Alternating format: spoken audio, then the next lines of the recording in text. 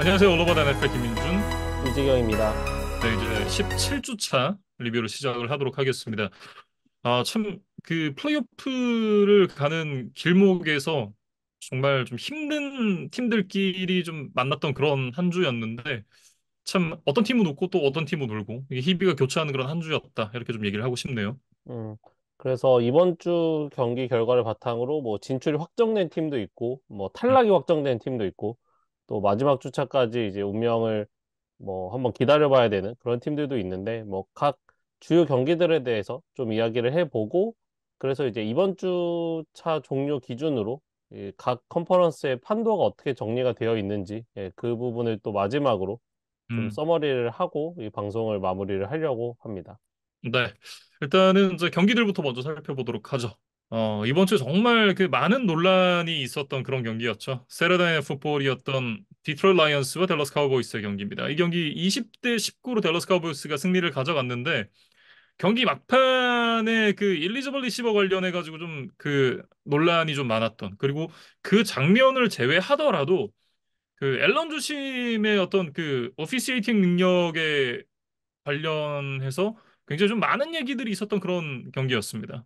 음, 그러니까 NFC 상위권 두 팀의 경기였기 때문에 그리고 또 뭐 이번 시즌 굉장히 많은 주목을 받고 있는 팀들의 대결이었기 때문에 이제 뭐 이렇게 또 전국 중계에도 배치가 되고 했었을 텐데 음, 사실은 좀 뭐 양 팀의 어떤 기억에 남는 플레이라기보다는 이 심판에 관한 논란들만 좀 남았던 그런 게임이 아니었나 싶어요. 그래서 음. 뭐 누가 이기고 누가 졌고를 떠나서 그런 좀 전체적으로 뒷맛이 그렇게 개운한 경기는 아니었던 것 같습니다. 네. 뭐 어쨌든 댈러스 카우보이스가 정말 천신만고 끝에 뭐 사실은 이제 승리를 당했다라고도 좀 보여지기도 하고, 뭐 어쨌든 승리를 가져가면서 올 시즌에 홈에서 펼쳐졌던 모든 경기에서 승리를 거두는데 성공을 했습니다. 음. 그러니까 이번 시즌은 이제 NFC가 홈게임을 8경기를 치르는 이제 그런 시즌이기 때문에 이날 이제 댈러스의 8번째 홈게임이었는데 어쨌든 정규리그에서는 전승으로 이제 마무리를 하게 됐습니다. 그리고 음, 뭐 이제 좀 논란이 됐던 장면은 이제 뒤이어 이야기를 하도록 하고 그래도 좀 경기에서 좀 좋은 활약을 보여줬던 선수들 먼저 언급을 해보자면 일단은 댈러스의 넘버원 리시버 시디 램이 엄청난 활약을 했습니다. 그래서 음. 뭐 92야드짜리 빅플레이 터치다운을 만들어낸 장면을 포함해서 혼자서만 무려 13번의 캐치, 227야드 한개의 터치다운을 기록을 하면서 개인 통산 한 경기 최다 리시빙 야드 신기록을 또 세웠던 그런 경기이기도 했어요. 네.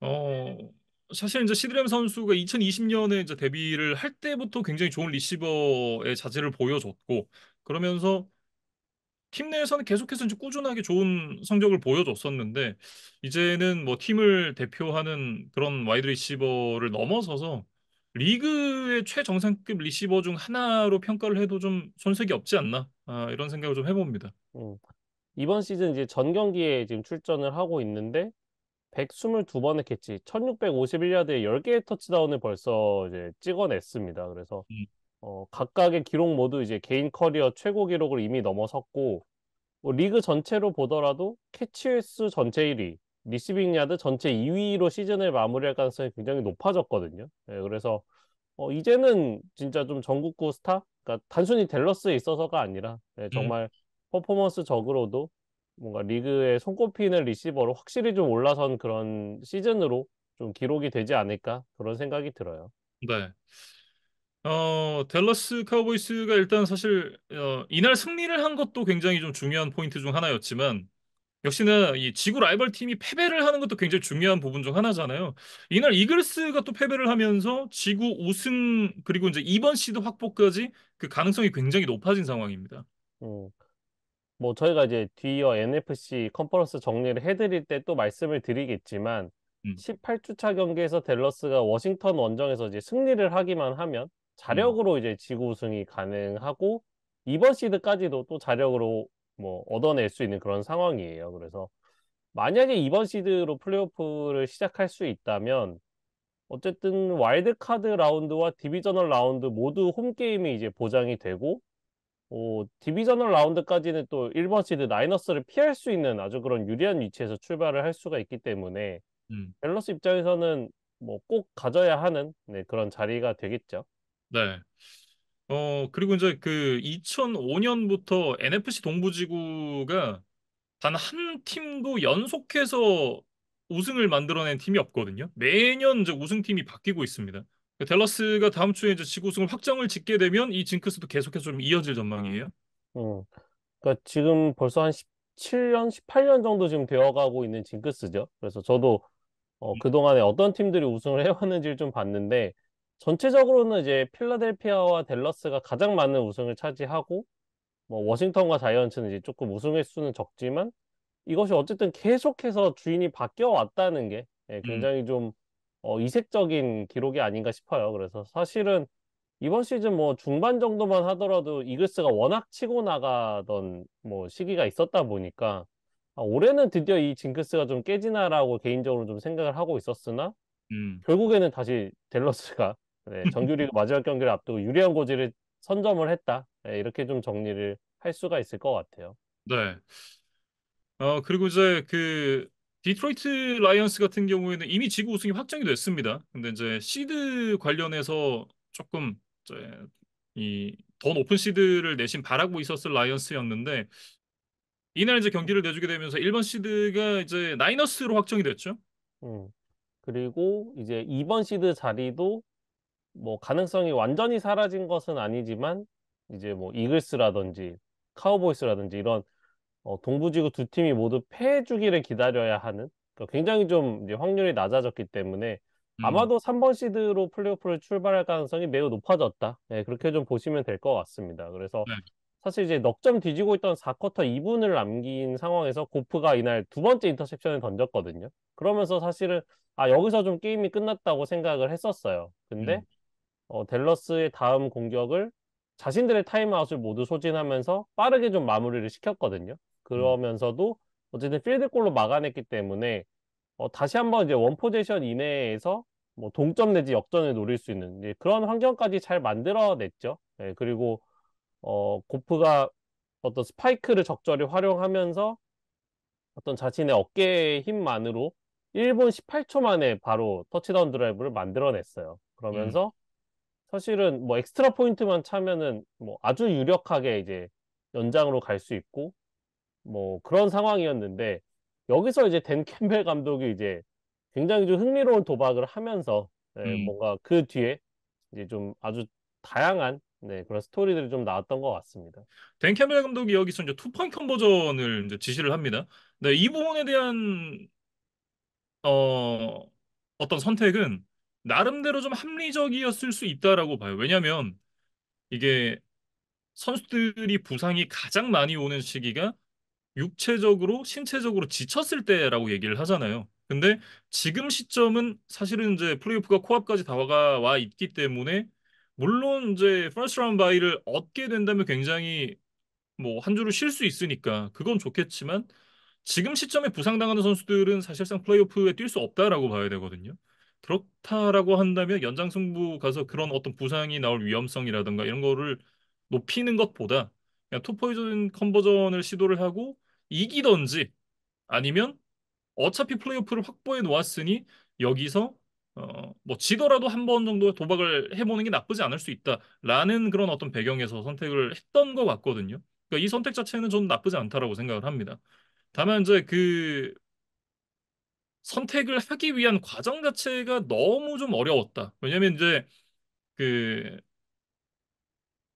처음에 이제 투포인트 컨버전을 시도를 했을 때는 그 오펜시브 라인맨 테일러 데커에게 패스를 연결을 하면서 투포인트 컨버전을 성공을 하는 것처럼 보이긴 했습니다. 곧바로 이제 플래그가 떨어졌거든요.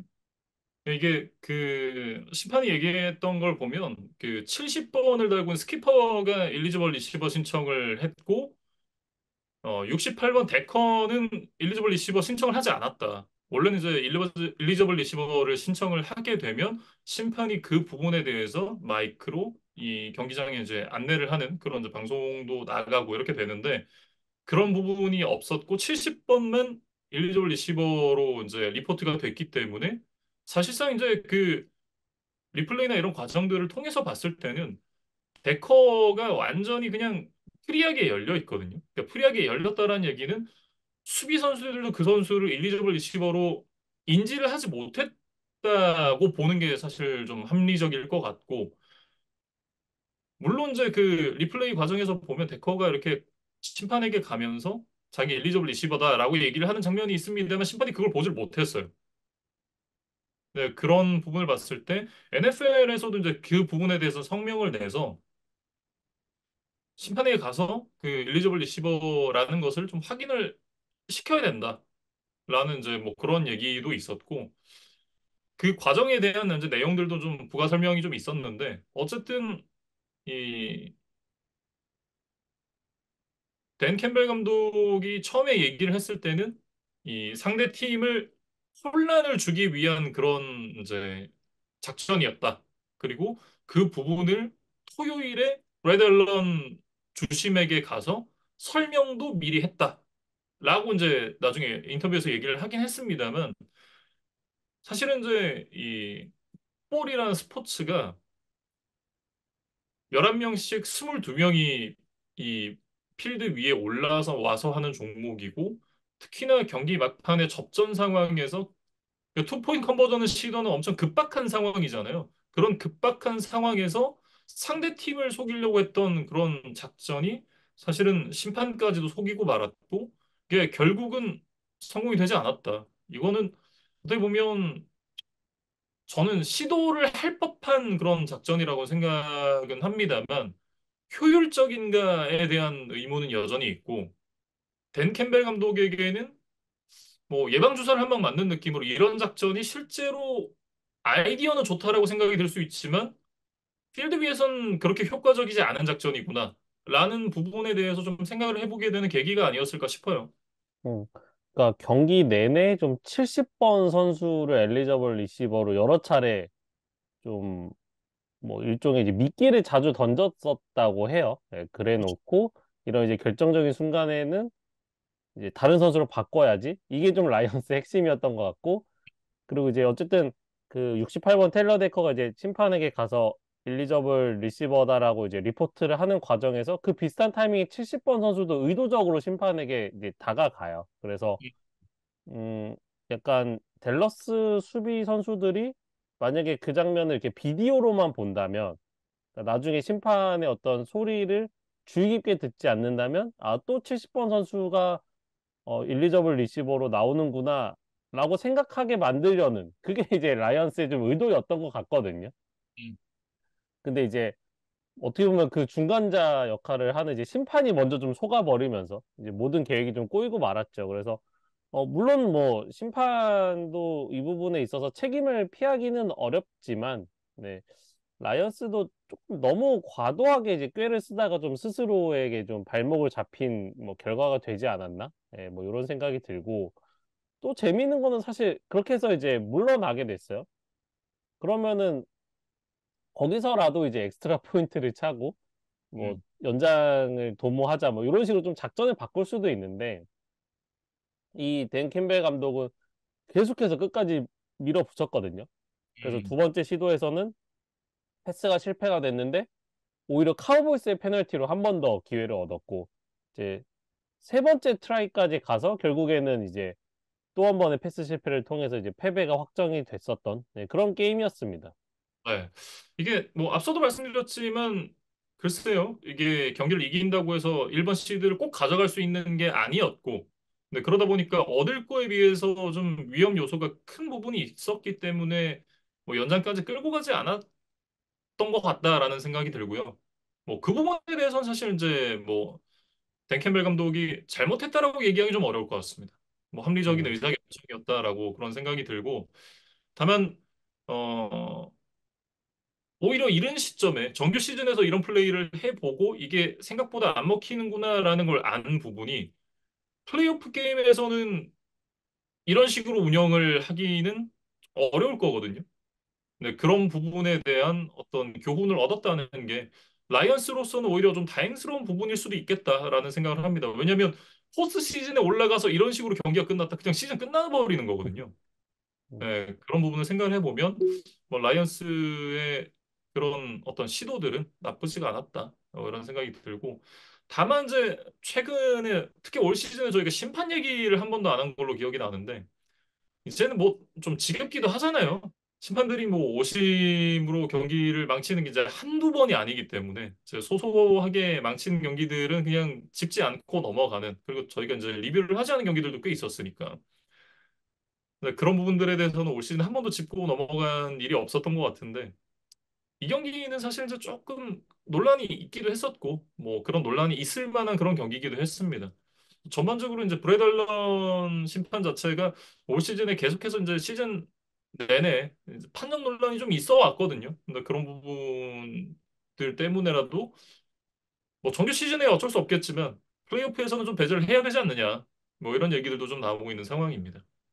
그러니까 뭐 애덤 셰프터나 이런 인물들이 이제 방송에 나와서 뭐 적극적으로 그런 의견들을 개진하는 이제 클립들도 제가 봤던 기억이 나는데 뭐 과연 리그 사무국에서 이제 어떤 식으로 이제 플레이오프 심판 배정을 할지도 한번 좀 지켜봐야 될 것 같습니다.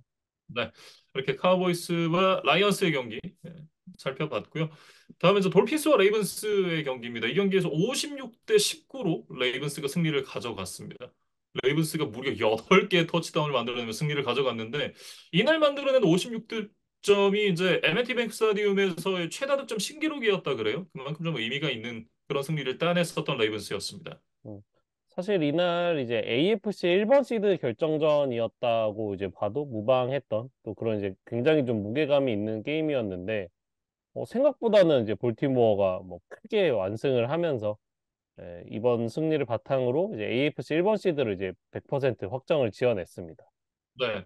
라마 잭슨 선수가 이날 321야드에 5개의 터치다운, 158.3의 퍼펙트 패스 레이팅을 기록을 하면서 완벽한 모습을 보여줬고, 이 경기를 통해서 이제 좀, 그전까지 스탯이 좀 부족하다. 뭐 이런 평가들도 좀 있었는데, 이 경기를 통해서 MVP 경쟁 구도에서 좀 앞서간다라는 그런 느낌이에요. 특히 음, 이제 여러 도박사들의 배당을 봤을 때 이미 MVP가 확정됐다라고 얘기해도 무방한 그런 수준까지 지금 격차가 좀 벌어졌고, 물론 그럼에도 저는 진짜 MVP는 크리스찬 맥카프리다라고 생각을 하고 있습니다만, 뭐 그건 저의 생각이고 지난주에도 이제 류재경 PD가 얘기를 했듯이 쿼터백이라는 이제 포지션에 대한 프리미엄 그리고 시즌 막판에 특히나 이런 경기를 하게 됐을 때 이제 투표가 얼마 남지 않은 시점이잖아요. 그러니까 사람들이 투표를 하는 시점에 이런 경기들이 기억에 남아 있는 것이 상당히 좀 중요한데 아무래도 이제 이 경기가 그럴 만큼 임팩트가 있는 경기였다. 뭐 이렇게 좀 말씀을 드릴 수가 있겠죠. 음. NFC 1번 시드 라이너스 그리고 AFC 1번 시드 후보였던 돌핀스를 이제 2주 연속 뭐 연파를 했다는 것이 라마 잭슨에게는 가장 좀 큰 어드밴티지가 될 것 같고 물론 이제 그 18주 차에 어떤 결과가 나올지는 모르겠지만 지금까지 이제 리그 32개 팀 중에 가장 많은 승수를 기록하고 있는 것도 또 볼티모어거든요. 그래서 그렇죠. 이런 것들이 결국에는 라마 잭슨에게 MVP 투표를 하게 만드는 요인으로 작용하지 않을까라는 것이 저의 개인적인 의견입니다. 네. 어쨌든 뭐 레이븐스가 이 경기를 승리로 가져가면서 AFC 1번 시드로 확정을 지었고요. 그리고 홈필드 어드밴티지와 퍼스트 라운드 바이를 같이 얻어냈습니다. 이제 좀 고민이 될 법한 부분은 이런 부분이죠. 레이븐스가 이제 선수들의 부상도 워낙 많은 팀이고 지금 이게 마지막 주에 또 부상 우려가 있기 때문에 주전을 빼는 게 좋긴 하지만 이게 저희가 몇 년 동안 지켜본 결과 2주 동안의 휴식이 독이 되는 경우도 심심치 않게 나왔거든요. 그렇기 때문에 레이븐스가 어떤 움직임을 가져갈지는 좀 한번 지켜봐야 된다라는 생각이 들고, 지금 이제 6연승을 달리고 있는 레이븐스입니다. 그러니까 좋은 분위기를 이어가기 위해서라도 사실은 다음 주에 한 전반전만이라도 주전들이 나와서 뛰고, 그 뒤에 이제 백업 선수들로 교체를 해주면 어떤가라는 생각이 개인적으로는 드는데, 이미 부상자가 굉장히 많은 레이븐스잖아요. 그 선수들이 회복할 시간을 한 주 더 얻었다라는 거는 그것 자체만으로 굉장히 큰 의미가 있다라는 생각을 합니다. 음, 뭐 이제 레이븐스는 뭐 플레이오프에서 잘하는 일만 남은 것 같아요. 근데 이제 음, 그러기 위해서 18주 차를 어떻게 운영해야 될지 뭐 그거에 대해서 여러 가지 뭐 아이디어를 주셨는데 또 이제 선뜻 주전 선수들 내기가 애매한 게 상대가 플레이오프 가능성이 여전히 남아 있고 또 지구 라이벌인 뭐 스틸러스거든요. 그리고 또 스틸러스가 굉장히 또 터프한 수비를 또 보유하고 있는 팀으로 유명하기 때문에 선뜻 냈다가 또 누군가 다치면 어떡하지라는 아마 생각을 뭐 팬들도 뭐 선수단도 꽤나 하고 있지 않을까 싶어요. 예, 그래서 좀 여러모로 좀 고민이 될 것 같다. 예, 그리고 뭐 이 얘기는 나중에 레이븐스의 뭐 플레이오프 프리뷰 때도 또 말씀을 드리겠지만 라마 잭슨이 이 플레이오프에서 사실 그렇게 재미를 지금까지 보지는 못했던 것이 사실입니다. 뭐 사실 지난 시즌은 애초에 이제 부상으로 나오질 못했고 그 이전 시즌들을 보더라도 1승 3패밖에 지금 되지를 않거든요. 네, 그리고 MVP를 받았던 2019 시즌에도 어 1라운드 바이를 얻고 디비저널 라운드부터 출발했지만 테네시에게 충격패를 당하면서 곧바로 이제 탈락을 했었던 그런 좀 아픔이 아직도 이제 좀 잊혀지지 않는 네, 그런 상황이에요. 그래서 과연 올해는 좀 다른 모습을 보여줄 수 있을지 예, 그 부분이 두 번째 MVP 수상보다 예, 훨씬 더 중요한 요소가 아닌가 싶습니다. 네. 돌핀스 얘기로 좀 넘어가 보죠. 돌핀스가 이날 경기를 패배를 한 것도 패배를 한 건데 이날 브래들리 첩 선수가 전방 십자인대 부상을 입으면서 시즌 아웃이 됐습니다. 근데 음, 브래들리 첩이 올 시즌 11개 색을 기록하면서 팀 내 최다 색 기록하고 있고 펌블 유도도 6개를 기록을 하고 있거든요. 이걸 리그 최다입니다. 그런 선수가 빠진다. 이 공백은 사실은 못 메운다라고 봐야 되는 게 맞는 것 같고 이미 돌핀스는 이제 제일런 필립스 선수가 또 이 아킬레스 건파일로 시즌 아웃이 된 상황이거든요. 근데 플레이오프를 앞두고 브래들리 첩까지 빠지게 된다. 이거는 굉장히 큰 공백이다. 이렇게 얘기를 해야겠죠. 음. 그러니까 돌핀스는 플레이오프 진출 자체는 이제 확정이 됐어요. 그리고 음, 이제 뭐 지구 우승이냐 아니면 뭐 와일드 카드냐 이런 것들에 좀 변수가 남아 있는 상황이기는 하지만 말씀해주신 대로 이렇게 뭐 엣지 러셔에서 핵심이 되는 선수들이 뭐 두 명씩이나 빠진다면 네, 분명히 뭐 다음 주뿐만 아니라 플레이오프에서도 이제 꽤나 좀 리스크로 작용할 가능성이 높아 보이고 사실 이날 승리를 했다면 이제 1번 시드를 자력으로 얻을 수 있는 네, 그런 시나리오로 쭉쭉 갈 수 있었던 상황에서 음, 이제는 지구 우승마저 좀 걱정을 해야 되는 처지로 좀 내려오고 말았다. 네, 그런 말씀을 좀 드려야 될 것 같습니다. 네. 그래서 다음 주에 나이트 게임으로 배정이 됐죠. 마지막 주에 나이트 게임은 항상 비워져 있다가 이제 플레이오프 진출을 놓고 다투는 가장 이제 빅 경기로 보통 배정을 하게 되는데 그 빅 경기에 배정이 됐습니다. 과연 이제 어떤 팀이 지구 우승을 하고 이제 플레이오프를 맞이를 하게 될지 이제 또 한번 지켜보는 흥미로운 경기가 될 것 같습니다. 음, 다음 이제 애리조나 카디널스와 필라델피아 이글스입니다. 카디널스가 35대 31로 승리를 거두는 그런 대이변을 만들었습니다. 이게 올 시즌에 뭐 여러 가지 큰 이변이 많았습니다만 그 중에서도 가장 손꼽힐 만한 이변이 아닌가라는 생각을 저는 하거든요. 그러니까 한 탑 5 안에는 충분히 들어가는 것 같고 어떤 이런 이제 놀라운 결과가 벌어진 타이밍, 그다음에 이 경기 결과가 미칠 파급력 이런 것들을 감안하면 아마도 그 순위는 조금 더 올라가야 되지 않을까라고 이제 저도 생각이 들고 어 그냥 단순히 숫자로만 봐도 그런 것 같아요. 시즌 3승밖에 못하고 있던 애리조나가 NFC 이스트 지구승을 노리는 이글스를 원정에서 잡았다는 것 자체만으로도 뭐 경기 내용과 상관없이 엄청난 빅뉴스임은 분명한 것 같습니다. 네. 이날 이제 카일러 머리 선수가 출근길에 NHL의 건설적인 스타, 피츠버그 펭귄스에서 뛰었던 이제 시드니 크로스비의 유니폼을 입고 이제 출근을 했는데 이거에 대한 비하인드 스토리가 또 있었습니다. 물론 뭐 저도 NHL에 대해서 뭐 이렇게 지식이 많은 건 아닌데 저도 좀 자료 조사를 해보니까 이 크로스비가 필라델피아를 연고로 하고 있는 NHL 팀인 이 플라이어스에게 유독 좀 강했었다 그래요. 그래서 그 데이터를 좀 찾아보니까 통산 이 필라델피아 플라이어스를 상대로 이 시드니 크로스비가 85경기에 나서서 무려 50넉점의 득점을 해냈더라고요. 그래서 이거는 크로스비가 커리어 통산에서 이제 모든 이제 상대 팀을 통틀어서 가장 많은 득점을 한 게 이 필라델피아 전이었다고 하더라고요. 그래서 뭐 카일 러버가 이걸 어떻게 하라는지는 잘 모르겠습니다. 근데 어쨌든 그 시드니 크로스비의 어떤 기운을 이어받아서 뭔가 필라델피아에게 좀 고춧가루를 뿌리겠다라는 이제 의지를 표현한 거라고 봐야겠죠. 네, 그리고 네. 결과적으로 이제 머리가 원하던 결과를 얻어냈던 또 그런 게임으로 남게 됐습니다. 네. 그 미신 메타가 통했다. 뭐 음, 이렇게 좀 보면 될 것 같고요. 이날 이제 232야드에 3개의 터치다운, 인터셉션 하나 있긴 했습니다만 24 러싱 야드까지 좀 정립을 하면서 올 시즌 처음으로 이제 3개 이상의 터치다운을 이 경기에서 기록을 했습니다.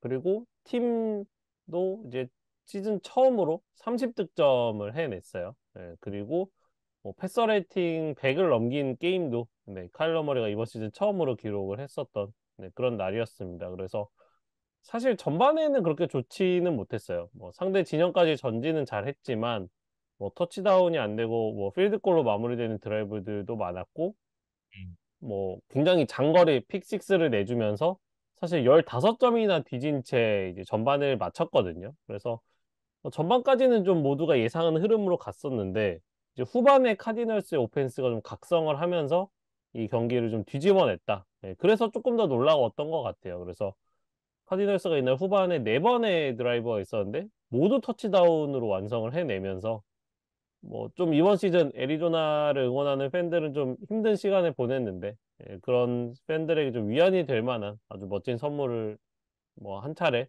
이제 선사를 했습니다. 네. 제임스 코너도 이날 이제 133 스크리미지 야드에 2개 터치다운 기록하면서 올 시즌에 가장 좋은 퍼포먼스를 보여줬고, 조나단 개넌 감독 역시도 좀 의미가 있을 것 같습니다. 지난 시즌까지 이제 이글스에 몸담고 있었던 개넌 감독이었는데, 또 이글스 원정에서 이런 이제 이글스 상대로 또 승리를 거뒀다는 점은 본인에게는 굉장히 의미 있는 그런 승리가 아니었을까, 이런 생각이 또 들고요. 음. 그래서 이제 카디널스가 카일러 머리 복귀 이후 성적만 보면 지금 3승 4패 정도니까 어쨌든 머리가 좀 온전한 컨디션으로 경기에 나설 수만 있으면 그래도 5할 가까운 성적은 낼 수 있는 팀이 아닌가라는 거를 이제 스스로 보여주고 있습니다. 그래서 뭐 여전히 팀의 뎁 스타트를 보면 좀 한숨이 많이 나오는 상황이기는 해요. 네, 뭐 쿼터백이라던가 러닝백, 타이트엔드 정도의 자리를 제외하면 좀 나머지 자리들은 좀 대부분 뜯어 고치고 싶은 이제 수준의 로스터기는 한데 뭐 특히 이제 뭐 수비라던가 오펜시브 라인 이런 쪽에 이제 약점들은 너무 고질적이고 뭐 한두 명으로 지금 채워지는 뭐 해결이 될 부분은 아니기 때문에 그리고 또 너무 자주 말씀드렸기 때문에 좀 차치하더라도 리시버에 대한 보강은 또 반드시 좀 필요할 것 같아요. 그러니까 뭐 지금 부상으로 빠져있는 마키스 브라운이 있다 하더라도 그 외에 뭐 마이클 윌슨, 그렉 도치, 론델 무어 정도가 이제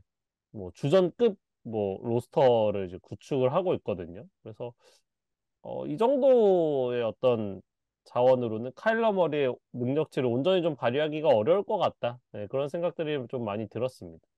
네.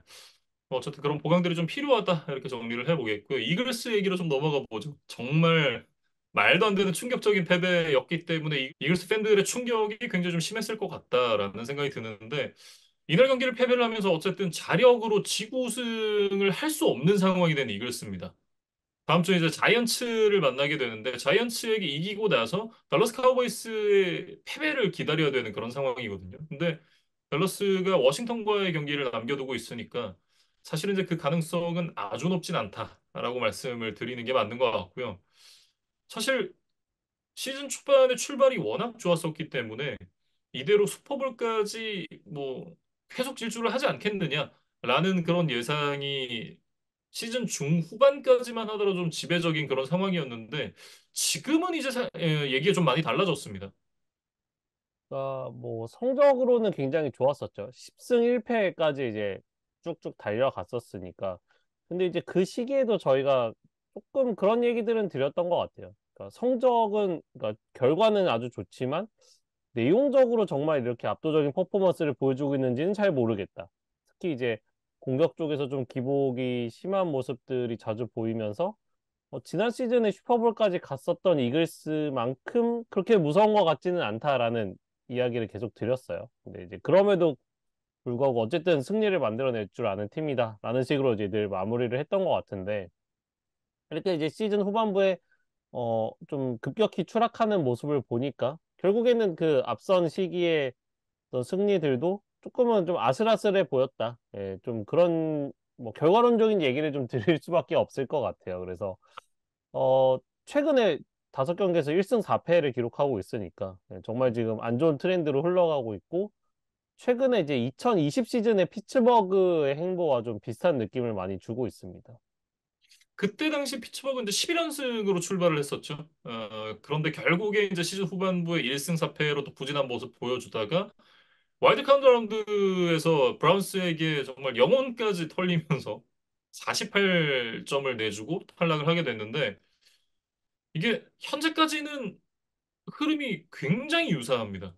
음, 그러니까 물론 뭐 지금 NFC의 4번 시드, 그러니까 뭐 템파베이나 뭐 혹은 뉴올리언스, 뭐 애틀랜타까지도 이제 가능성이 있는데 뭐 설마 그 팀들에게 와일드카드 라운드에서 잡힐까라는 생각은 들어요. 예, 물론 이글스가 최근 안 좋은 것과는 별개로 그 팀들과는 좀 수준 차이가 난다고 생각하기 때문에 근데 이글스는 어쨌든 뭐 최소 슈퍼볼 뭐 혹은 우승을 바라고 있는 입장에서 뭐 디비저널 라운드부터는 이글스를 탑독으로 부르기가 좀 어려울 수도 있겠다. 예, 최근에 워낙 안 좋으니까 이런 생각들이 좀 들거든요. 그래서 2020 시즌에 피츠버그에 좀 전철을 밟지 않으려면 네, 조금 뭐 뭔가 좀 획기적인 좀 혁신, 변화들이 좀 필요해 보이는 상황입니다.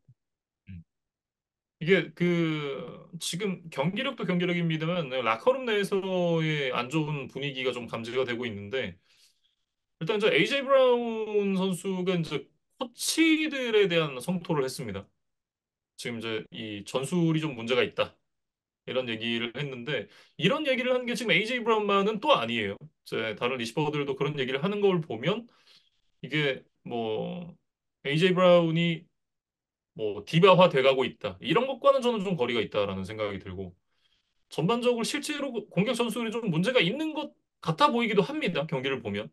네, 그 부분까지는 저희가 이제 얘기를 하기에는 그렇게 전문가가 아니기 때문에 그 부분을 건들기는 좀 어렵고 어쨌든 지금 감지되는 분위기를 봤을 때는 이 라커룸 내의 어떤 불화가 점점 더 커질 가능성이 꽤 있어 보이거든요.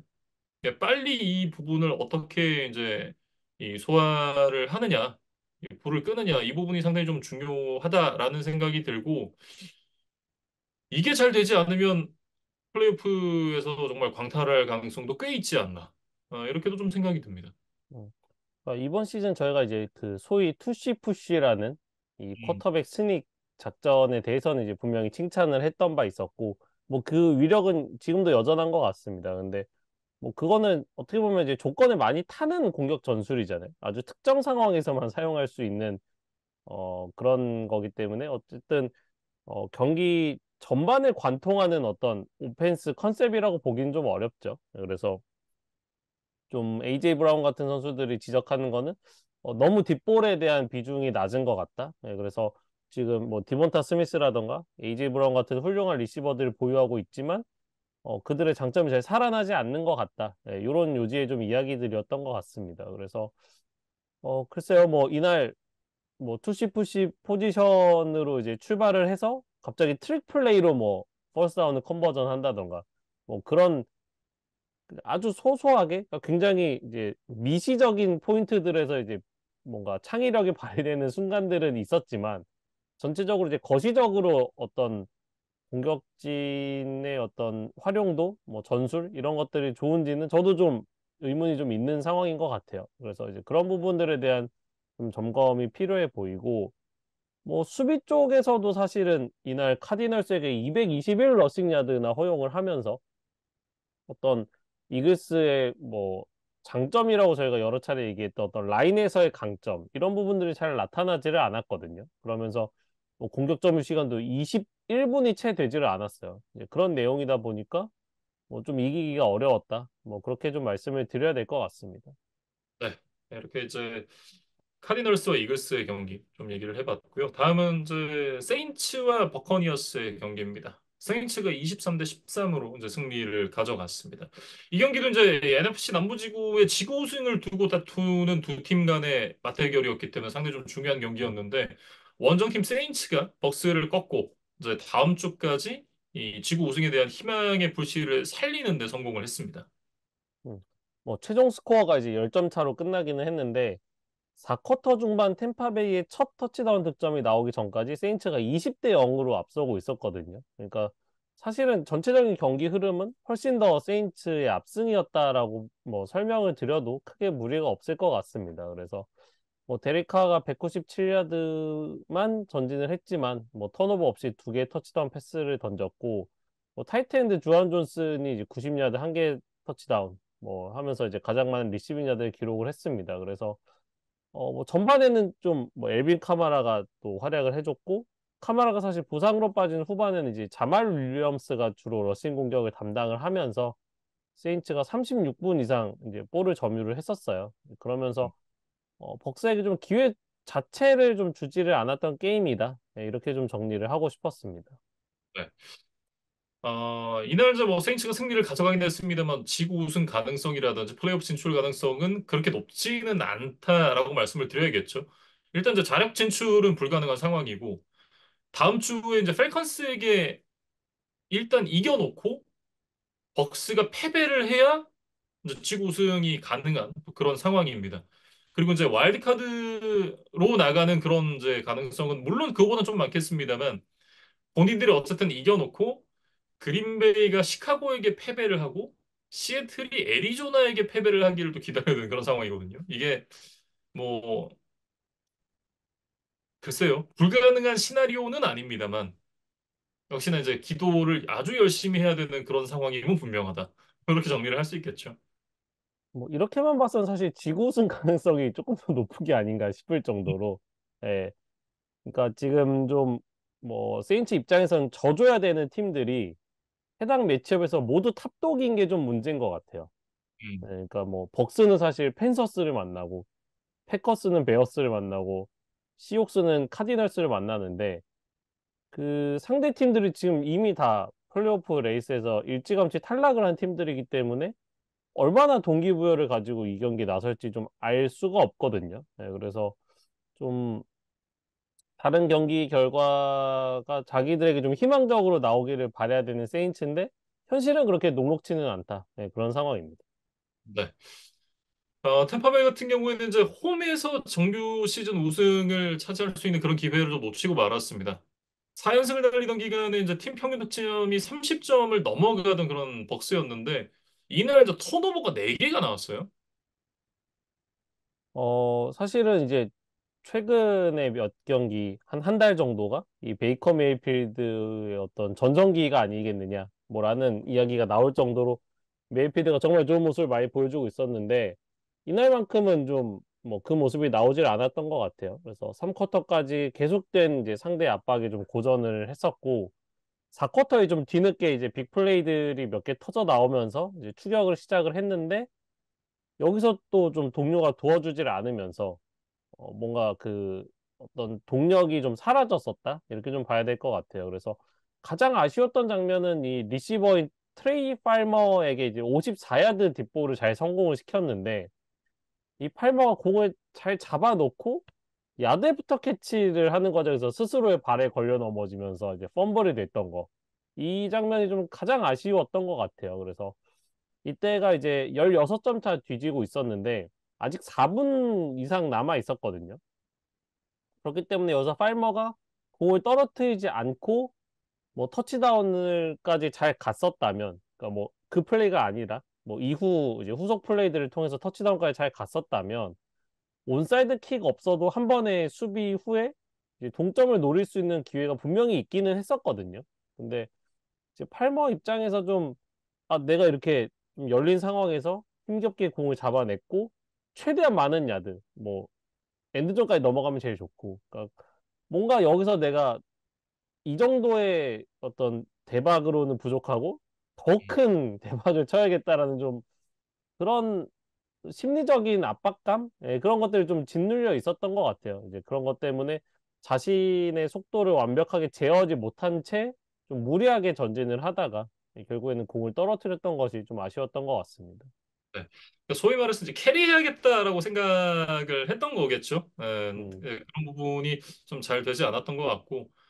물론 이제 말씀을 드렸습니다만 이제 템파베이가 이날 경기를 패배를 하긴 했어도 지구 우승에 훨씬 더 유리한 위치인 건 맞습니다. 다음 주 이제 캐롤라이나와의 원정 경기만 남아 있기 때문에 뭐 이 경기는 사실상 이제 지기가 조금 더 어려운 경기이긴 합니다만 그래도 이제 이 베이커 메이필드가 늘 커리어 동안 보여줘 왔던 그런 모습. 그 사람들의 기대를 배반하는 그런 모습들을 많이 보여왔잖아요. 잘하겠지라고 기대를 하면 바닥을 치는 모습을 보여주고, 에이, 베이커 메이필드인데 바닥 치겠지라고 하면 누구보다 뜨거운 모습을 보여주는 그런 사람들의 기대를 항상 배반하는 모습을 보여줘 왔기 때문에 안심하긴 어렵다. 뭐 이런 생각이 좀 들고. 어쨌든 이제 다음 주에 뭐 경기를 승리를 하게 된다면 맞대결 성적도 그렇고 디비전의 성적까지 두 팀이 똑같습니다. 세인츠랑. 네, 두 팀이 동일한 상황인데 컨퍼런스 내 성적에서 이 벅스가 앞서기 때문에 지구 우승을 차지를 할 수 있는 그런 상황이고 반대로 얘기를 했을 때는 지금 지구 우승을 못하게 되면 플레이오프 진출 가능성 자체도 좀 어려울 수 있다. 네, 그렇기 때문에 벅스로서는 다음 주 캐롤라이나 팬서스와의 경기가 그 어떤 때보다 중요하다. 이렇게 좀 마무리를 한번 지어보겠습니다. 그러니까 와일드 카드 경쟁 쪽으로 이제 나가서는 뭔가 좀 이런 타이브레이커 규정 이런 거에서 지금 상당히 불리한 것으로 나타나 있어요. 그렇기 때문에 뭐 벅스는 그 가능성을 염두에 두기보다는 네, 펜서스를 확실히 이기고 이제 4번 시드를 차지하자. 네, 그 마음으로 좀 한 주간 그 마지막 주차 경기를 좀 준비를 해야 될 것 같습니다. 네. 다음 경기는 이제 스틸러스와 시옥스의 경기입니다. 30대 23으로 스틸러스가 승리를 가져갔는데 이 경기 역시도 이제 포스트 시즌으로 가기 위해서 반드시 이겨야만 하는 팀들끼리 맞붙었던 그런 경기였거든요. 네, 스틸러스가 승리를 거두면서 마지막 희망의 불씨를 일단 살려두는 데 성공을 했습니다. 근데 이제 마션 린치가 이제 친정팀이 시애틀의 경기를 보러 왔었는데 마션 린치 앞에서 나지 해리스가 122 야드에 두 개 터치다운 기록하면서 비스트 모드를 보여줬던 그런 경기였습니다. 이날 이제 굉장히 인상적인 플레이가 한 두 개 정도 있었는데 타릭 울른에게 스티브 암을 꽂아 넣는 장면이 첫 번째로 인상적이었고 그리고 이제 3쿼터에 본인의 두 번째 터치다운을 만들어낸 장면에서 뭐 그야말로 이제 비트 모드 그 자체를 보여줬다 이렇게 말씀을 드릴 수가 있겠죠. 사실 나지 해리스가 올해는 저희가 좀 자주 언급을 안 했던 것 같아요. 그러니까 음, 뭔가 데뷔 초반에 혼자서 이렇게 고군분투하던 모습과는 달리 올해는 그렇게 많은 존재감을 보여주지는 못했던 것 같거든요. 근데 이제 뭐 플레이오프 진출 여부가 달려있는 아주 중요한 경기에서 네, 해리스가 모처럼 좀 인상적인 모습, 넘버원 공격 옵션으로서의 퍼포먼스를 좀 보여줬습니다. 음. 이날 이제 그리고 제일런 워렌 선수도 75야드의 터치다운 하나를 기록하면서 두 선수만 합쳐서 거의 한 200야드 그리고 터치다운 3개를 기록을 하면서 러싱에서 정말 이제 압도적인 모습을 보여줬던 스틸러스였고 메이슨 루돌프가 이날 이제 또 선발로 나와서 터치다운 없이 인터셉션도 없이 274야드를 기록을 했는데 일단 어쨌든 팀이 이겼잖아요.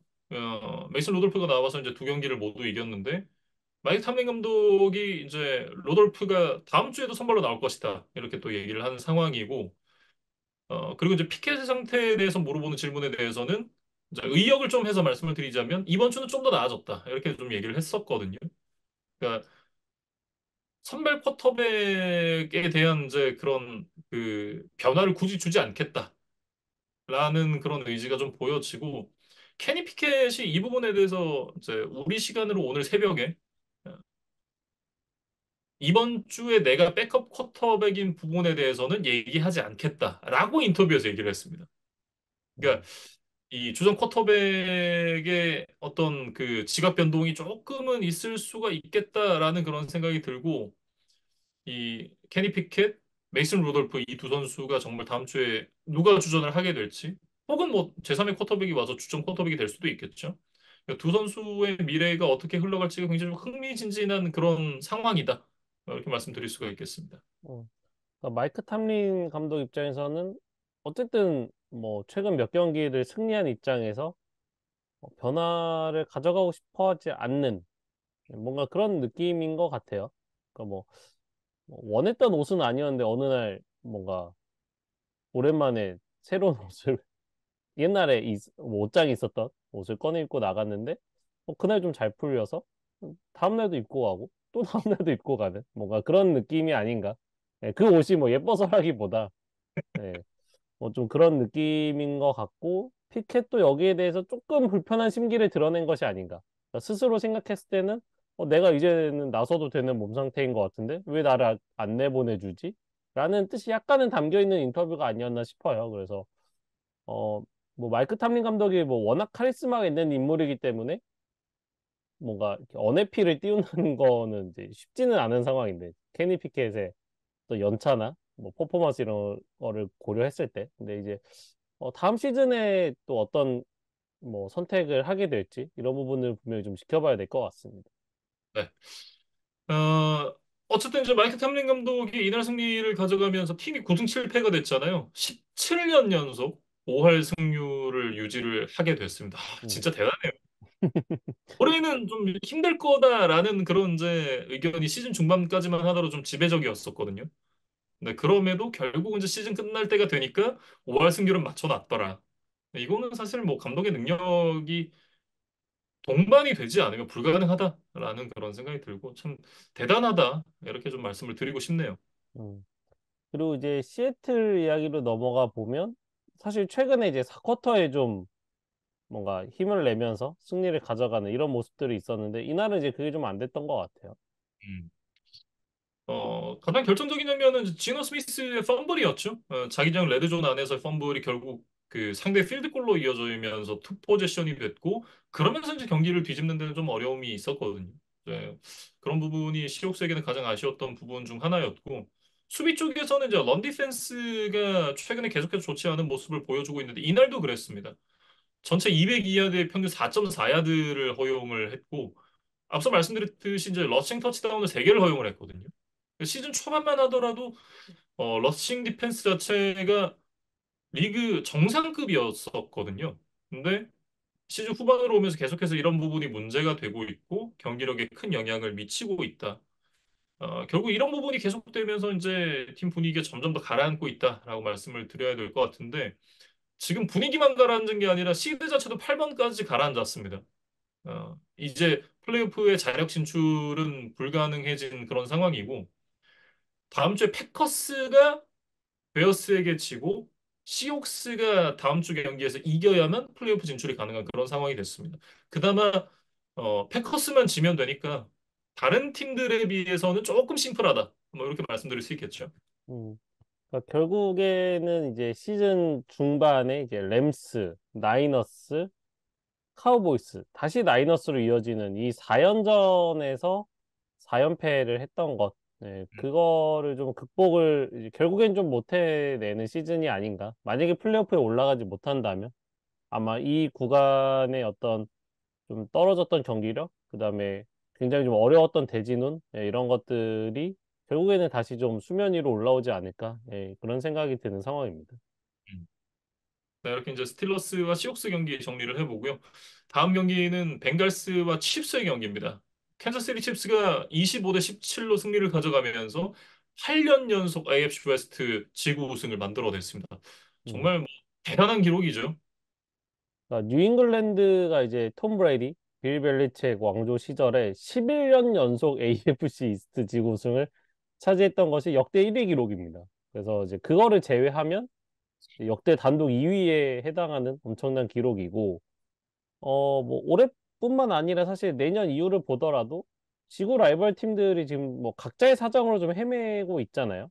뭐 레이더스 같은 경우는 이제 감독이 해임이 됐고, 뭐 음, 가로폴로를 영입했지만 이제 또 신인 선수로 이제 교체를 하는 이제 그런 일들이 있었고, 덴버는 뭐 저희가 지난주에 말씀드렸던 러셀 윌슨 뭐 사태라고 해야 될까요? 예, 어쨌든 지금 구단과 주전 쿼터백, 그러니까 돈을 많이 받고 있는 베테랑 쿼터백 간의 이제 갈등이 지금 수면 위로 올라왔기 때문에 어떻게든 이거를 정리하고 재정비하는데 분명히 시간이 걸릴 것이다. 그리고 사실은 차저스가 이제 겉으로는 이제 굉장히 화려한 로스터, 그다음에 뭐 아주 엘리트 쿼터백을 보유한 데 비해서 어딘가 뭐 계속해서 잘 풀리지를 않으면서 뭐 차저스도 이번 시즌에 이제 감독이 경질이 됐었죠.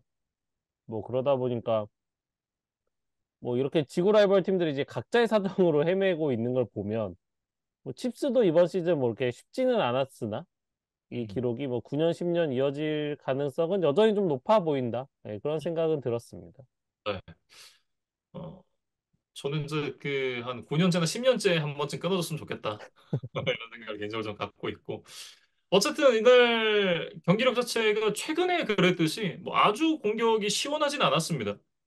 뭐 이날 뭐 러닝백 아이자 파체코가 130 러싱 야드, 라시 라이스가 127 리시빙 야드를 만들어내긴 했습니다만 1쿼터 이후에 터치다운이 없었어요. 음. 그러니까 득점 기회 자체는 많았는데 결국에는 엔드존을 넘어서는데 좀 어려움을 계속해서 겪었습니다. 그래서 음, 뭔가 뭐 티끌모아 태산 뭐 정신이라고 해야 될까요? 이 키커 해리슨 버커에게 의존을 많이 하면서 음, 버커가 이날 54야드짜리를 포함한 6개의 필드골을 모두 성공을 시켜줬습니다. 그 덕에 정말 차곡차곡 점수를 모아서 벤갈스를 넘어설 수가 있었어요. 음. 그러니까 이번 시즌에 해리슨 버커 선수의 기록을 보면 엑스트라 포인트가 100% 성공, 그리고 이제 필드골 미스도 단 두 번밖에 없는 그런 이제 좋은 시즌을 만들어내고 있거든요. 뭐 NFC까지 포함을 하면 그러면 이제 조금 애매해질 수 있는데 AFC 컨퍼런스에서는 올 시즌 적어도 가장 솔리드한 키커가 아닌가, 이런 생각이 개인적으로 좀 들고, 말씀해 주셨던 대로 이제, 그리고 제가 앞서도 말씀을 드렸던 대로 칩스의 공격력이 예전만큼 뜨겁진 않습니다. 네, 그런 부분을 감안한다면 이 키커가 중간에서 해줄 수 있는 역할이 굉장히 크고 중요하다라는 생각이 드는데, 뭐올 시즌 해리스 버커의 퍼포먼스가 이 플레이오프까지 계속해서 이어진다면 또 경기를 조금 더 칩스가 수월하게 끌고 갈 수 있지 않을까, 이런 생각도 좀 들고요. 음, 그리고 뭐 버커 이상으로 또 이번 시즌 칩스를 떠받들고 있는 게 역시 이제 수비라고 봐야 될 것 같은데 이날도 6개의 색, 14번의 쿼터백 히트를 기록을 하면서 이 제이크 브라우닝에게 아주 지속적이고 아주 중요한 순간마다 좋은 압박을 잘 넣어줬습니다. 음. 뭐 어쨌든 이제 이날 승리를 통해서 AFC 3번 시드를 확정을 지은 캔자스시티 칩스입니다. 이게 또 하나의 관전 포인트인데 그 기사에서도 그런 얘기가 있더라고요. 패트릭 마홈스가 포스트 시즌에서 단 한 번도 원정 경기를 치러본 적이 없다. 그러니까 이게 슈퍼볼 자체는 글쎄요. 뭐 그때 슈퍼볼 54 때 벅스와 붙었을 때는 실질적으로 원정 경기이긴 했습니다만 이건 사실상 이제 슈퍼볼이니까 중립구장이라고 이제 본다면 슈퍼볼을 제외한 나머지 무대에서는 원정 경기를 치러본 적이 단 한 번도 없거든요. 포스트 시즌에서 원정 경기를 처음으로 치를 가능성이 생겼죠. 그 원정 경기에서는 어떤 퍼포먼스를 보여줄 것인가. 뭐 이런 부분도 한번 좀 지켜봐야 될 관전 포인트가 아닌가. 이런 부분들이 좀 많이 얘기가 되고 있습니다. 음. 뭐 마홈스가 정규리그에서도 뭐 워낙 그동안 기록이 좋았지만 플레이오프에서도 통산 11승 3패라는 엄청난 기록을 보유하고 있거든요. 근데 이제 말씀해주신 대로 대부분의 경기를 홈에서 치러 왔기 때문에 분명히 또 유리한 점이 있었어요. 근데 이번 시즌에는 아마도 디비저널 라운드부터는 원정 경기를 치를 가능성이 꽤 높아 보인다. 네, 음, 그래서 그 부분까지도 만약 극복을 할 수 있을 것인지 이런 것들을 좀 지켜보는 뭐 이번 플레이오퍼가 될 것 같습니다. 네. 그런데 벵갈스는 이날 경기를 패배를 하면서 플레이오프 레이스에서 탈락이 확정이 됐습니다. 어, 그러면서 이제 제이크 브라우닝의 신데렐라 스토리도 여기서 이제 멈추게 됐는데, 지난주에 정말 이제 최악의 경기를 보여준 이후에 이번 주에는 전반전에 17득점하면서 좀 좋은 모습을 또 보여줬습니다만 후반전에 좀 경기력이 아쉬웠다. 이게 또 무득점에 그치면서 결국 이제 경기를 내주고 말았고, 어, 가장 좀 아쉬웠던 포인트를 하나 꼽아보자면 이제 포스앤원 상황에서 조 믹슨 선수가 포스앤 컨버전을 성공시키지 못했던 부분. 그러면서 공격권을 넘겨줬던 부분이었던 것 같아요. 음, 그러니까 이게 상대 진영 6야드 지점까지 아주 잘 전진을 해서 뭐 추가 득점을 충분히 만들어낼 수 있는 상황이었는데 여기서 이제 그 고포릿이 실패를 하면서 득점 없이 공격권을 넘겨줬던 부분. 이것이 이제 결과적으로 놓고 봤을 때 경기의 전체적인 흐름이 좀 넘어가는 모멘텀이 아니었겠느냐. 네, 뭐 저도 그렇게 좀 생각이 됐었던 그런 게임이었습니다. 네. 뭐 어쨌든 주전 쿼터백 조 버로우의 부재가 참 크게 느껴졌던 한 시즌이었다, 이런 생각이 들죠. 음, 그래서 벵갈스가 사실 뭐 조보로가 이제 궤도에 오른 이후에는 뭐 계속해서 플레이오프에 가고 뭐 슈퍼볼까지도 또 진출을 했었던 이제 그런 강팀이었는데 이번 시즌은 이제 버로가 한 시즌을 뭐 절반 가까이 나서지를 못하면서 그리고 뭐 나서던 기간에도 사실 컨디션이 그렇게 좋지를 않았죠. 네, 그런 악재 속에서 좀 플레이오프에서 탈락하고 마는 네, 그런 좀 안타까운 시즌이 되고 말았습니다. 네. 뭐 어쨌든 좀 조보로 선수가 건강하게 다음 시즌 돌아와서 또 이 활약을 하기를 기대할 그런 신시내티일 것 같습니다. 벵갈스와 칩스의 경기 이렇게 얘기를 마무리를 지어보고요. 마지막 경기는 이제 패커스와 바이킹스의 경기입니다. 33대 10으로 패커스가 압승을 거두었습니다.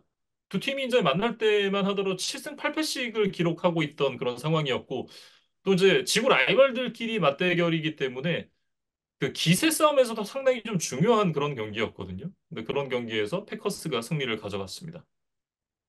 어, 뭐 각자 이제 불안 요소가 있었던 네, 팀들 간의 대결이었는데 어쨌든 그린베이의 조던 러브가 굉장히 인상적인 경기를 보여주면서 원정 경기에서 승리를 거뒀다는 것이 이제 패커스에겐 굉장히 의미 있는 소득이었던 것 같아요. 네. 이날 256야드 3개 터치다운 기록하면서 팀을 승리로 이끌었던 조던 러브였고 특히나 이제 이 몸을 본인이 직접 던지면서 러싱 터치다운을 만들어내는 장면이 굉장히 인상적이었거든요.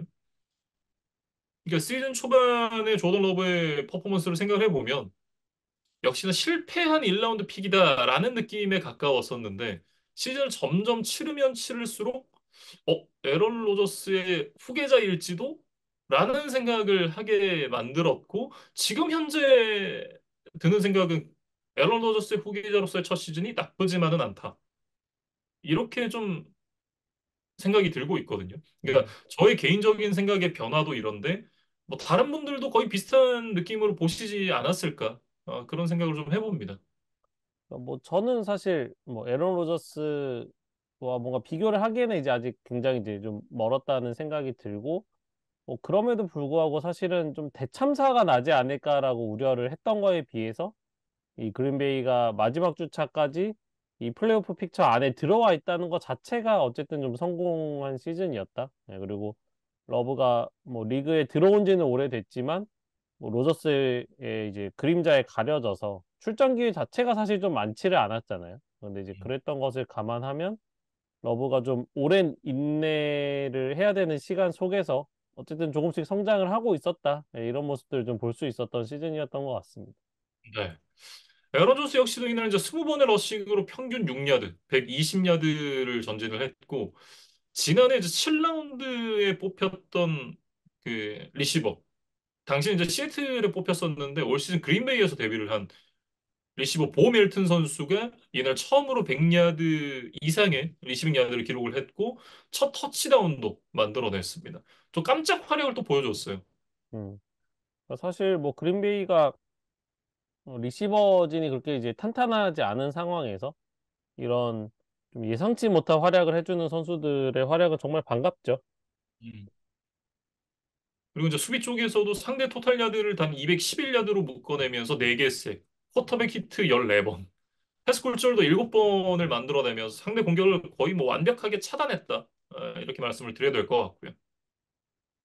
그리고 이제 패커스가 사실 몇 주 전만 해도 좀 플레이오프 진출이 어렵지 않겠느냐라는 생각을 했는데 지금 뭐 경쟁하던 팀들이 좀 미끄러지고 패커스가 또 올라서면서 어쨌든 17주차 종료 기준으로 이제 7번 시드 안에 들어왔습니다. 그래서 음, 다음 주 베어스와의 경기에서 승리를 할 수 있다면 네, 자력으로 와일드카드를 확보를 하게 되는 네, 그런 꽤나 유리한 입장에 올라서게 됐어요.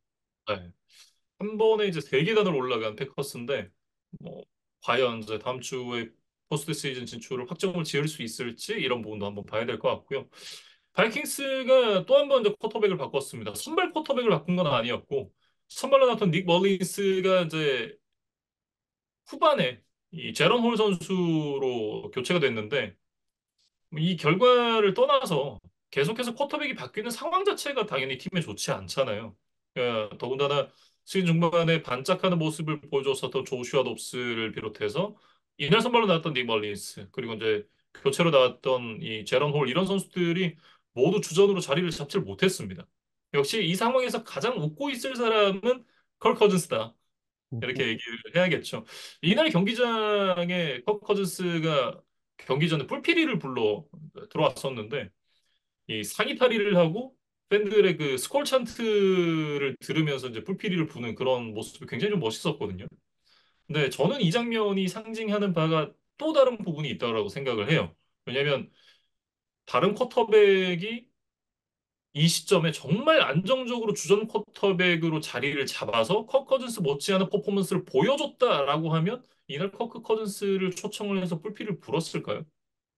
저는 아닐 가능성이 높다라고 생각을 하고 그렇다라고 하면 지금 현 시점에서는 어쨌든 다른 쿼터백들이 자리를 못 잡았고 그리고 어, 그렇기 때문에 커크 커즌스 자신의 주가가 거의 뭐 정점에 올라 있다.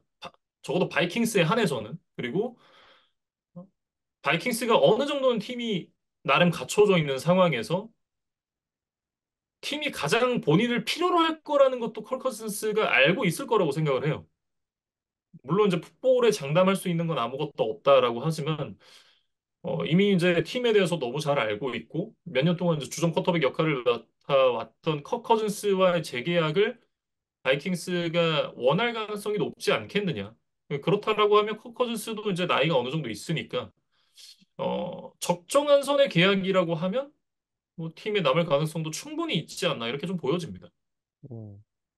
그러니까 앞서 뭐 저희가 메이슨 루돌프 이야기를 하면서 뭐 똑같은 옷을 며칠째 입고 다니는 사람 같다라고 이제 말씀을 드렸는데 이 바이킹스는 좀 옷을 계속해서 좀 갈아입은 꼴이죠. 예, 밖에 나왔다가 또 마음에 안 들어서 집에 가서 지금 갈아입고 후반전에 예, 음, 쿼터를 교체한 게 약간 그런 느낌으로 다가오는데 결국에는 이제 어떤 선수도 좀 뭐 만족을 시키지를 못했던 것 같습니다. 그러면서 뭐 플레이오프에 이제 완벽하게 탈락한 거는 아니지만 이제 거의 탈락이 유력한 상황까지 이제 몰렸고 뭐 말씀해 주신 대로 이제 결국에는 내년 시즌에도 뚜렷한 뭔가 신박한 쿼터백에 대한 해결책을 찾지 못한다면 네, 결국에는 커크 커즌스로 좀 돌아갈 가능성이 여전히 좀 높아 보이는 상황입니다.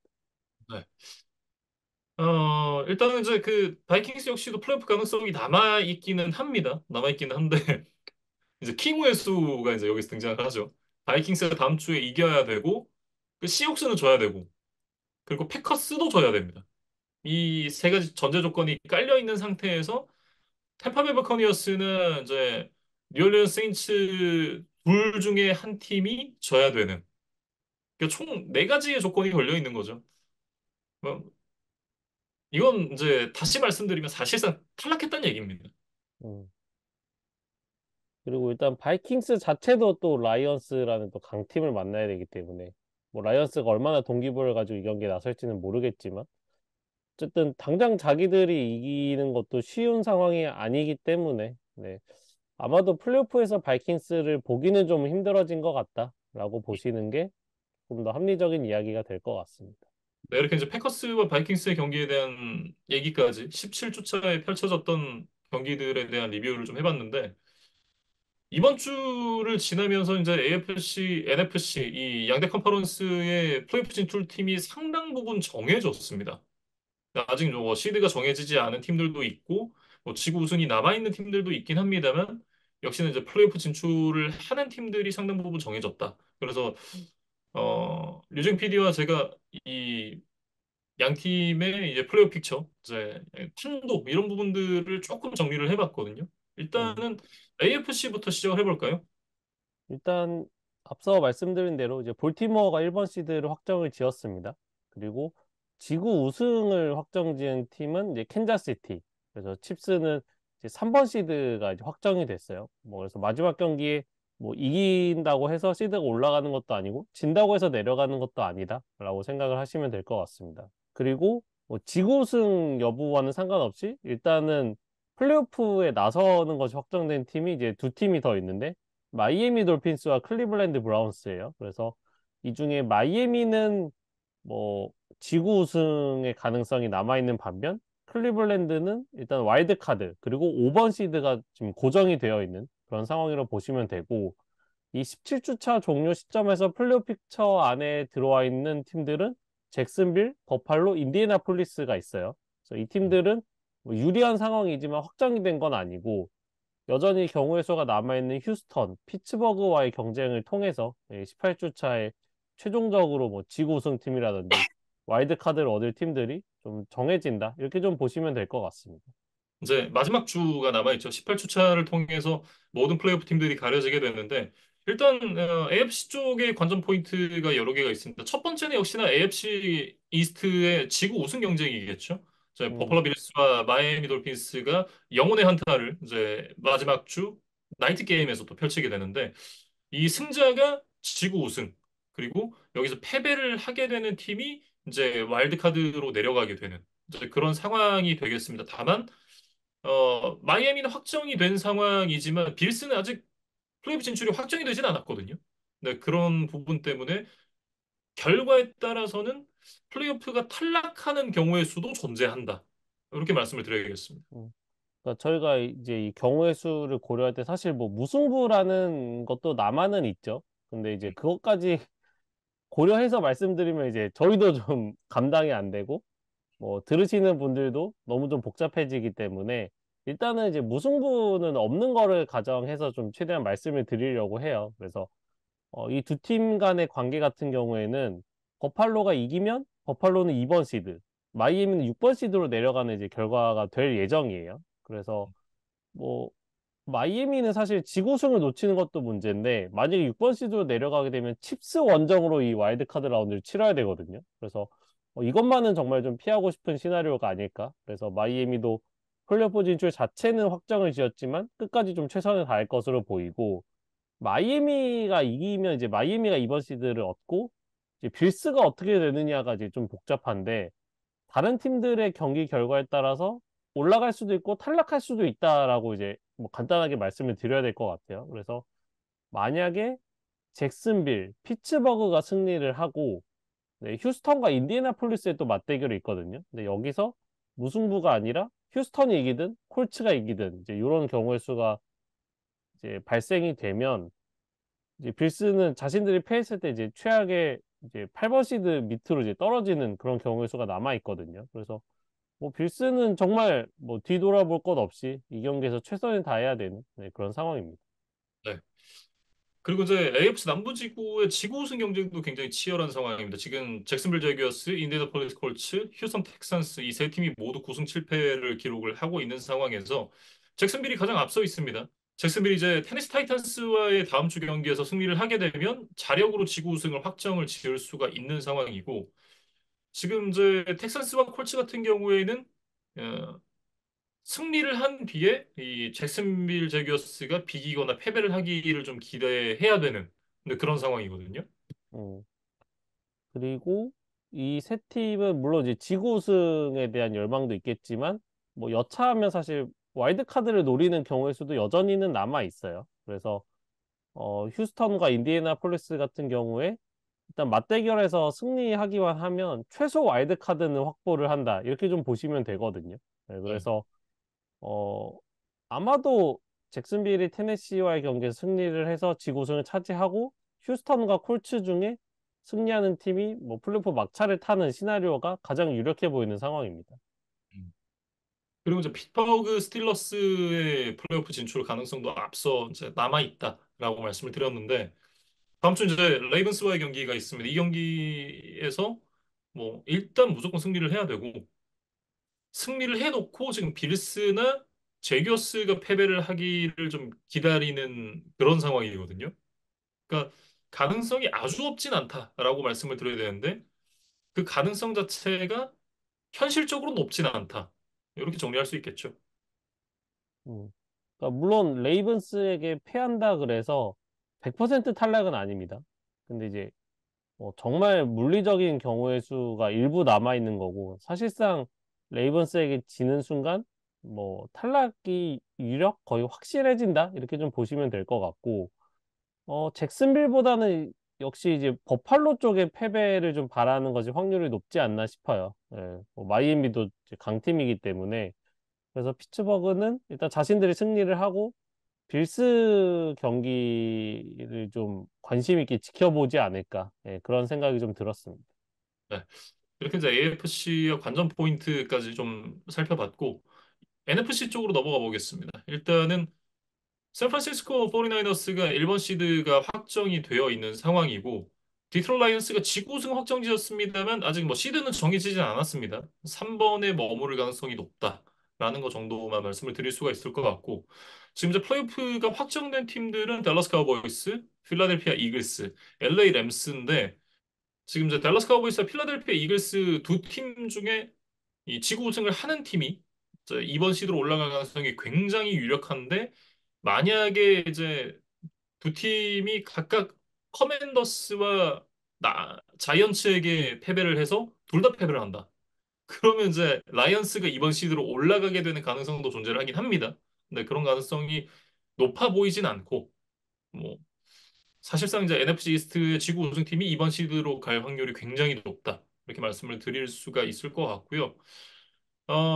또 하나 이제 흥미로운 포인트는 NFC 쪽에도 남부지구입니다. 남부지구도 지금 지구 우승이 아직까지 이 경쟁이 남아있는 상황인데 앞서 말씀드렸습니다만 템파베이가 굉장히 유리한 상황이에요. 음. 그래서 지금 이제 플레이오프 픽처 안에 들어와 있는 팀이 이제 템파베이, 그린베이이기 때문에 이제 템파베이가 좀 자력으로 올라갈 가능성이 있다. 그래서 템파베이가 이기는 순간 무조건 4번 시드를 이제 쟁취를 하게 되고 템파베이가 졌을 때 이제 좀 뭐 경우의 수들이 복잡해지는데 그렇게 되면 일단 세인츠와 펠컨스의 맞대결 승자가 4번 시드를 차지하게 돼요. 그래서 펠컨스도 여전히 좀 뭐 일부 아주 작은 가능성이 남아 있다 이렇게 좀 보시면 되고 템파베이 같은 경우는 사실 패하는 순간 와일드카드 경쟁으로 내려가면 뭐 여러모로 좀 경우의 수 자체가 불리해지기 때문에 사실상 좀 탈락을 하게 될 가능성이 높다. 네, 이렇게 좀 정리를 드리겠습니다. 음. 그리고 이제 이 마지막 남은 월드카드 한 자리 경쟁이 굉장히 좀 치열하게 진행될 전망인데 그린베이가 이기면 뭐 자력 진출입니다. 앞서도 말씀드렸듯이 월드카드로 진출을 하게 되고 다만 그린베이 패커스가 패배를 하게 된다라고 하면 시애틀 시옥스, 뉴올리언 세인츠 그리고 미네소타 바이킹스의 순서대로 이제 이 기회가 찾아온다라고 말씀을 드려야 될 것 같은데 그러니까 말씀을 드리면 그린베이 패커스가 패배를 하면 그리고 시애틀 시옥스가 승리를 하면 시애틀 시옥스가 진출을 하게 되고 패커스와 시옥스가 모두 지고 세인츠가 승리를 하게 되면 세인츠가 진출을 하고 그리고 여기 이제 그린베이 패커스, 시애틀 시옥스, 뉴올리언 세인츠가 모두 패배를 하고 바이킹스가 이긴다? 그럼 바이킹스가 진출을 하게 되는 그런 이제 이 순서대로 우선권이 있는 그런 상황이기 때문에 그 뒤쪽에 오는 팀들일수록 그만큼 진출 가능성은 그만큼 많이 낮아진다. 뭐 이렇게 마무리를 지어볼 수 있겠죠. 음. 그러니까 뭐 번호표를 들고 이제 쭉 줄을 서 있는 거죠. 그래서 앞에 친구부터 뭔가 게임을 해서 이제 남아있는 딱 하나의 그 티켓을 차지하면 뒤에 친구들은 그냥 집에 가야 되는. 네, 그래서 앞에 친구가 탈락하면 자 다음 순서 그래서 또 뽑고 뭐 이런 뭐 시스템이라고 보시면 되겠습니다. 그래서 일단은 그린베이가 많이 유리한데 뭐 사실 그린베이가 지난 시즌에도 마지막에 디트로이트한테 지면서 좀 발목이 잡히고 플레이오프에서 떨어졌던 그런 기억이 나거든요. 그래서 뭐 뒤에 있는 팀들도 일단 좀 뭐 이겨놓고 뭐 그린베이 결과를 좀 지켜봐야 되지 않을까 그런 생각이 듭니다. 네. 벌써 이제 이 17주차까지 끝이 나고 이제 한 주만을 남겨놓고 있습니다. 정규 시즌도 이제 거의 이제 다 끝났다라는 생각이 드는데 참 이 넉 달이라는 시간이 훅 지나갔습니다. 음. 참 시간 빨라요. 그래서 아마도 다음 주는 뭐 18주 차에 대한 리뷰도 아주 간단하게는 하겠지만 네, 아마도 와일드카드 라운드에 대한 프리뷰 쪽에 조금 더 힘을 실어서 저희가 준비를 해야 되지 않을까 싶어요. 네, 그래서 일단은 뭐 18주 차 아마 동시다발적으로 굉장히 여러 경우의 수가 발생할 텐데 예, 뭔가 그런 뭐 재미있는 변수들도 좀 라이브로 좀 즐기시면 좋을 것 같고 뭐 그 이후에 저희 방송도 좀 많은 관심을 부탁을 드리겠습니다. 네, 이렇게 이제 17주차 리뷰 마지막으로 정리를 해보겠고요. 저희는 18주차 끝난 이후에 18주차 리뷰 그리고 와일드카드 라운드에 대한 프리뷰로 돌아오도록 하겠습니다.